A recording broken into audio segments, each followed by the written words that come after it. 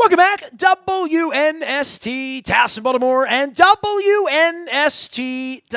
I have been absentee on the radio with this guy for a couple of months. He's been absent here. It's been my fault, chasing him around before the Super Bowl, back during Lamar Mania when that was all going on. And he's had some career changes, but certainly the fact that he works in Washington, D.C. is not drawn him closer to being a Washington Nationals fan, although I was down at the Warner Theater watching Cheap Trick the other night, and I saw some world champion Washington Nationals gear there. Alan McCallum has been my friend, my baseball kemosabe here for going on 25 years now, in summer 1995.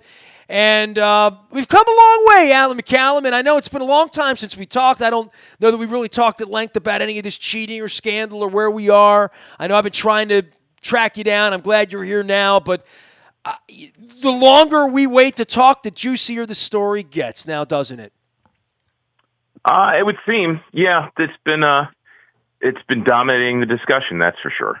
Well, as they say, the tails grow taller on down the line, right? Like, so top to bottom, just you're a fan, you're a ticket buyer, you're an observer, you run a business, you deal with the public, you understand consumer confidence, you understand clearly integrity because, I've known you a quarter of a century, half my life, and you're one of those people in my inner chamber that has integrity, and I deem it as such. Well, I mean, it's just where we are, right? Like, we wouldn't want to be in each other's circle if we both didn't have it now, would we? That is absolutely true. Well, baseball, where are you? I have a lot of mixed feelings about this. Look, I think you know me well enough to know, in terms of steroids and all of that, I don't want those guys in the Hall of Fame. I feel like they put themselves in front of the game. Clearly this isn't right. But you know sports, I know baseball. Cheating happens in sports every day. Cheating in football, whether it's stick 'em on the gloves or guys, kicking each other at the bottom of the pile. Basketball, you got elbows, right? I mean, in baseball, you've had guys scuffing the ball and people trying to steal signs forever. I mean, it's intrinsic to the game. So, yeah, this is bad, and it's clearly wrong. But I can see how this happened. You have this long tested stealing signs in the game. You have basically what is a burst of time over the last decade, this massive infusion of technology and eggheads, not just reinterpreting the game, changing the game in the process of the reinterpretation, and and all of that is essentially trying to get an edge on winning. When you're in the process of doing that, and from the front office side, a lot of these people haven't actually played the game. They're looking at the game and trying to get ahead of it.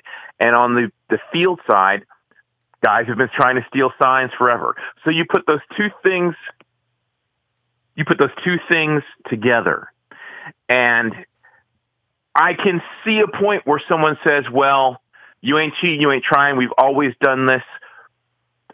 Carlos Beltran apparently said, you're behind the times in stealing signs. And all of that becomes this massive swirl of, well, let's do this. And much like innovations in technology, people fail to ask the question, should we do this? Is this right? Until you get so far into it that you think, man, what are we doing? This isn't right. But by that time, it's already established. People are already in it. Young guys are afraid to say. Veterans, are running with it. I'm not telling you it's right. I'm not telling you that I think it's right. I'm telling you that I can understand how they got to this point, how they ended up doing this. because cheating is involved in sports, and I think it's always been that way. I think it'll always be that way. But I can see how it sort of naturally came about, but that it's stopping, that they're cracking down, and that people lost their jobs is the right thing. I can see. For me, I think that I'm fine with doing the review, but I think that they should take all the video component of that out of the dugouts, and essentially, as opposed to giving each team one try and then they lose it if they get it wrong, you give them 2 tries.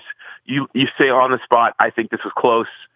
It's a judgment call, and then if you are wrong the first time, you get a second one. It doesn't happen that often in the game, and for home runs, umpires can request the review. For plays on the field, I think you get 2 as opposed to 1, so that if you're wrong, you still have another shot. Alan McCallum joining us here, the familiar voice, talking all things baseball. Man, there's so many tentacles to this. Let's start with you're just on to the cheating part and trying to understand that part of it. Let's take it top down. All right, there are 13 teams calling Major League Baseball and saying these guys are cheating. And I guess there was that moment about a month ago where I had read about this in November and December. I knew about the trash can banging. We saw that. And my wife turned to me, because we're all Lamar'd up, right? It was the holidays. We're watching football.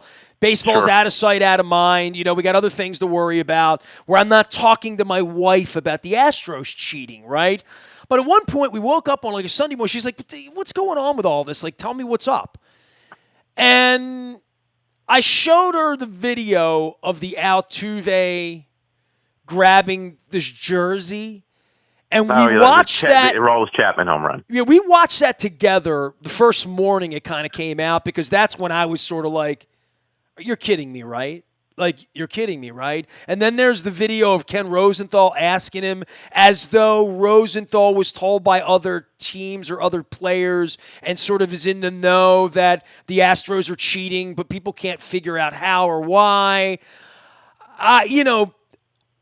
Unraveling it from there, that was my aha moment, right? Like, okay. The trash cans and all that. I saw that, and what was the guy's name? Something Boy. What was his name? The internet guy. Yeah, you know what I'm saying. Yeah. I've already lost it. But either way, the internet investigation that went into trash cans and went into what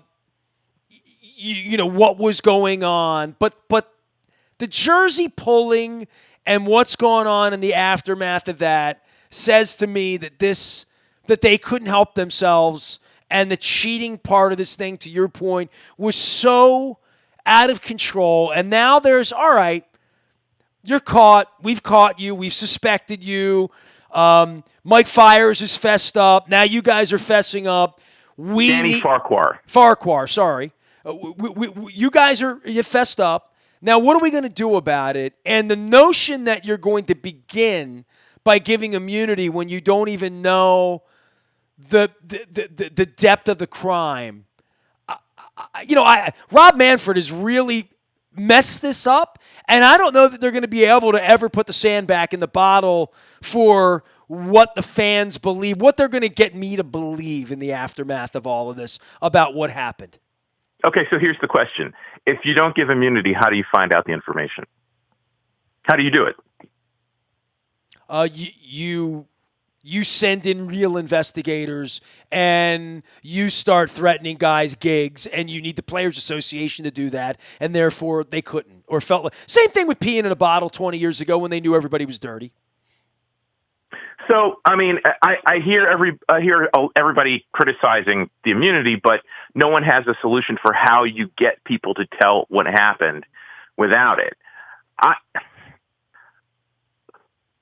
Here's the thing.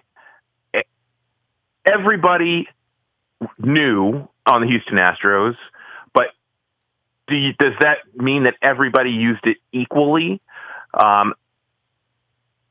So how do you punish people? You'll never know how each individual person on the team utilized and or benefited from it. There's a website that someone put out, and I mean, there's no way to know how accurate it is, but he analyzed all of the sound for Houston Astros games throughout 2017 and I think 2018, and he has a breakdown of each time you hear the drums. Now, obviously, it's probably not 100% accurate, but from what I understand, it's probably not far off. And Jose Altuve had the lowest percentage of anybody on the team. Now, does that mean that he didn't use it, or that he only used it a couple times? I have no idea. But my point is that in the process of going after each individual and how they did it, I just don't know how you do that, Ness. I think that that Major League Baseball was attempting to get the information, get to the bottom of it, so that they could make an example of people in strong positions, not so much to rewrite history, to replay history and penalize everyone that did it, but to make sure that a line is drawn in the sand so that it doesn't happen again.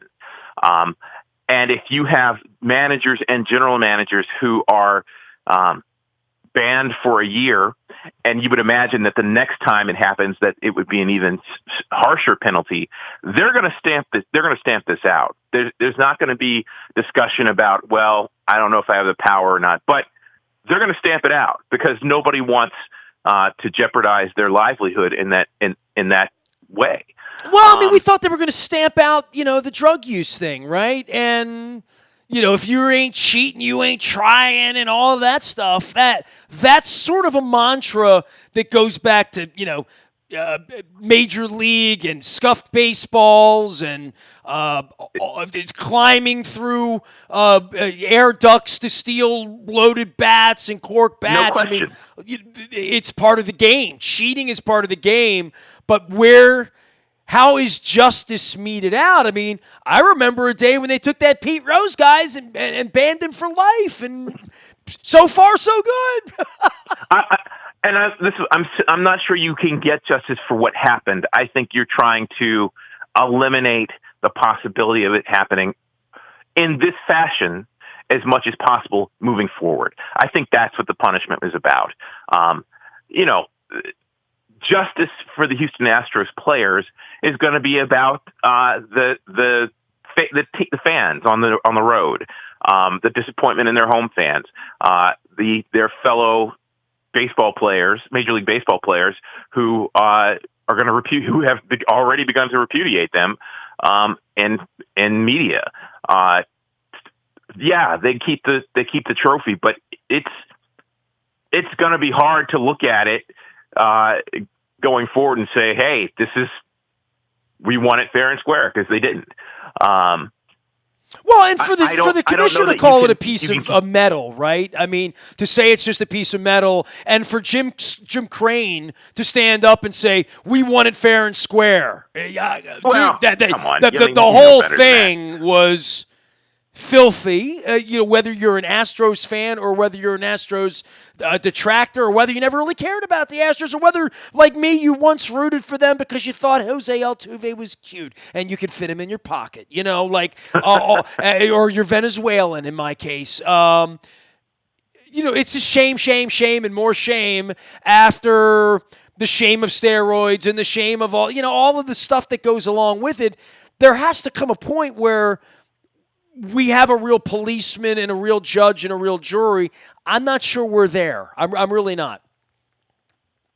Yeah, I mean, again, for people that are looking for justice for this act, I don't know they're going to get it in the way that they want it.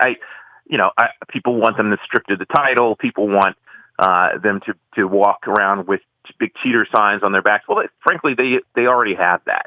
Well, how about 2 years of not making the postseason? Luke threw that one out at me earlier in the week.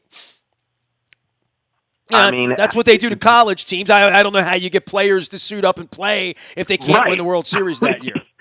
Right. I mean, especially, look, this team is likely going to go back to the postseason this year. So, I mean, if you win 100 games, then how do you do that? I guess it's worth considering, but I just don't know what that looks like.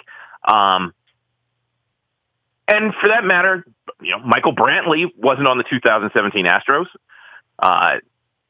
Why should he? And he already signed a contract with them. Why should he suffer for what happened? Well, he's going to suffer either way now, right? I mean, right. Look, I don't know. This is about going forward, and I'm not telling you cheating is not going to happen in baseball. I'm telling you cheating like this isn't going to happen. Now, there's another thing, and I actually saw it on your Facebook page that someone posted a diatribe from Tim Flannery, former player, talking about that people have been trying to get cameras on signs for years, and that cheating happened in all forms. Again, this is a new form of it, one that took it too far, but this has been going on in one form or another for years. And it certainly happens in all sports. And then there's another piece. I mean, again, Carlos Beltran comes in and says, "You're behind the times."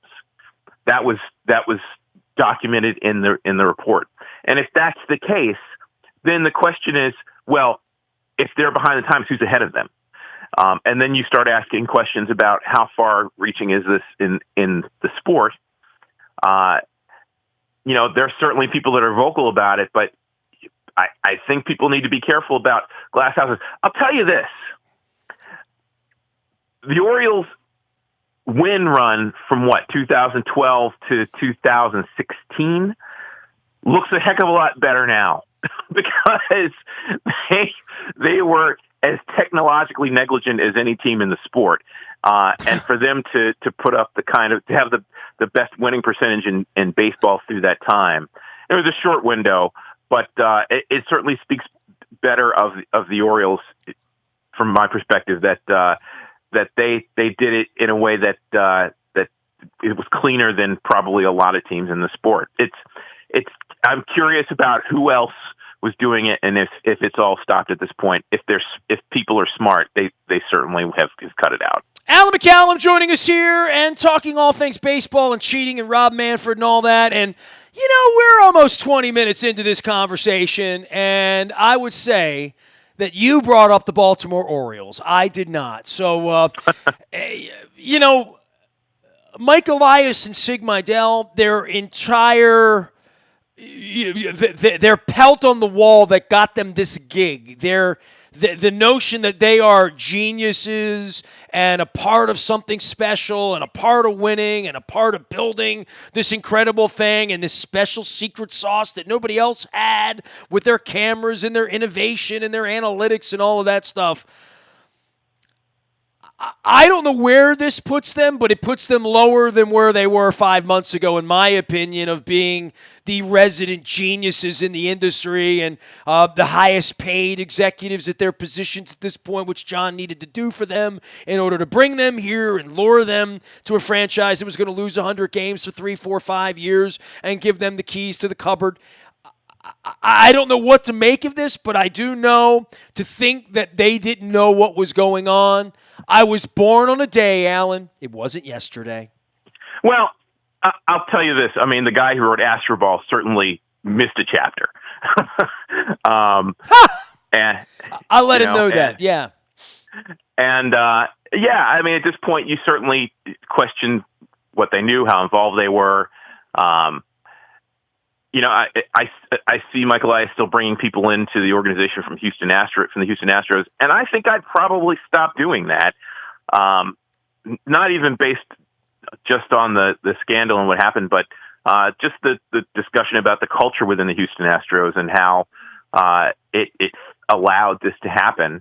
Well, look at the postseason. The nonsense from a PR standpoint that they went through there. I mean, and then to see their owner stand up and be a scumbag, just kind of like the scumbag our owner's been here for 25 years. You know what I mean? Like, I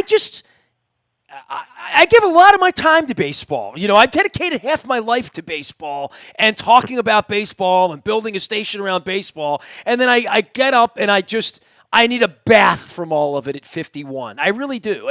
I need an acid bath. I need a spring with something better than 100 losses to get me interested. And the Orioles have done nothing. They barely put their tickets on sale. They canceled their carnival. They're running around. And now, the guys running the place are tainted for better or worse, for right or for wrong. Look, there's certainly room to question what the Astros did, but Carlos Correa is a heck of a talented guy. Alex Bregman is one of the best players in the game. George Springer is a game-changing talent. Certainly not Ricky Henderson, but as a leadoff hitter, when he's healthy, can change the game. You've got Lance McCullers Jr. There's a ton of talent on the Houston Astros, and anybody who believes that it was completely about them stealing signs isn't paying attention. Mike Elias and Zig Meidel helped put that together. Were major instruments in putting that together. I don't question their knowledge of the game. I don't question their ability to find talent. Whether you want the people that they're hiring in your organization to represent you, that's a discussion worth having. How tainted are they by this? How involved were they? Again, it's a question. These are questions worth asking. Well, if they were taking championships away, their rings would be back in a little black bag and be sent back off to Houston at this point, right? Sure. Look, the reality is, I'm sure they knew something, but neither of them were involved in, or their names weren't listed in the report. And even in the follow-up information, we haven't heard their names. I'm sure they knew something. Well, it feels like everybody else was in on it, right? Everybody else knew about it. Right. It wasn't a secret inside the Astros organization from all we're seeing, right? Right. It wasn't a secret outside the Astros organization because 13 teams are blowing the whistle on them. Again, they need to keep their noses as clean as possible. They need to fly this ship as purely as they possibly can. And in some ways, maybe it's a good thing for Baltimore that these guys are here now, because other than the Houston Astros, and maybe we'll find out in a little while, the Boston Red Sox, who's going to keep their noses cleaner over the next little while than people who made their names from the Houston Astros. Do I think that Rutschman has less talent now? No, I don't think that. Do I believe that they did a poorer job in the Orioles draft last year? No, I don't think that. Clearly, analytics and technology is in the game, and to stay up with it, you have to be prepared to dabble at it, prepared to have that all-inclusive. And the Orioles are keeping up. But that is how you utilize it is important. And I think it'd be smart for the Orioles and every organization in every franchise in Major League Baseball, frankly, it would be smart for them to take a pause here in this moment, where feathers have been ruffled among the fans, among the players, throughout baseball, more than, anything that I can think of, frankly, to say, are we doing this in an above board way, in a way that will bring quality and positive influence to our sport? Are we using and utilizing our information and our technology in these ways? And if the answer isn't across the board, yes, we're doing this the right way. If there's anything that gives anyone pause, they need to take a longer pause and evaluate what that is and how to eliminate it from their program. This is one of the most important moments in my viewing of the Orioles, certainly, where they're not just trying to rebuild the team at the major league level. They're trying to rebuild it from the ground up using this futuristic new method, I guess. And they need to make sure that everything they're instituting into the new Oriole way, quote unquote, is something that the organization can be proud of. I believe that they're capable of that? Yes, I do. And now they just need to go ahead and execute it in that fashion. Oh, real baseball right around the corner. Alan McCallum is here. Must be baseball season. Always good to have you aboard. Continuing onward and upward with your new assignment down in the nation's capital. We'll be watching, and I'll circle back before baseball season begins, and we'll talk about whether we're going to lose 99 or 101, okay? Yeah, it's going to be another long season. Hopefully there'll be a few more players that are going to be here for the long run. I'd love to have a conversation with you about, Jonathan VR and the like, going into the season and how those things happen. But baseball season is upon us, and spring training is about to get going, and we'll see what happens in 2020. When you lose 108 games, you can always say we think they're going to be better this year. unless you're on the path for 115. Here we go. Come on, Alex Cobb. Get me 20 this year. We'll see you soon, Alan. Good to have you on. All right, now. You got an Alan McCallum joining us here, our longtime baseball insider aficionado, and usually the level-headed one around here, along with Luke Jones, trying to keep me in line. You can find me out on the buy at Toyota.com. Audio Vault 24 hours a day from anywhere in the world on your mobile device. I want to give a big shout-out to our friends at Liberty Pure Solutions. We got water, fresh water, clean water. I have well water at WNST. You need to have folks for water treatment and plumbing services. This is what they do. Liberty Pure, find them at acleanwater.com. We'll be educating you and telling you more about all the stuff that's going on. Doug and the good folks there teaching me about water as well. We're teaching you about government, about Baltimore, about the future. Baltimore Positive is up. Mary Miller, Mary Washington, Kirby Fowler, amongst others, all sorts of mayor candidates. Incredible conversation with Bill Henry 2 weeks ago, as well as Martin O'Malley. His book's on my desk, Smarter Government. BaltimorePositive.com, the way to learn about all of that. Events coming up at Fadley's and at Lexington Market. They're expanding to Catonsville, as well as over in Catonsville at State Fair, where we're going to be later on this week. Find us at Baltimore Positive. Find me out on the buy at Toyota.com, Audio Vault, and find me anytime, nasty at WNST.net. We are WNST.net, AM 1570, and WNST Towson, Baltimore. And we never stop talking a little baseball in Baltimore sports.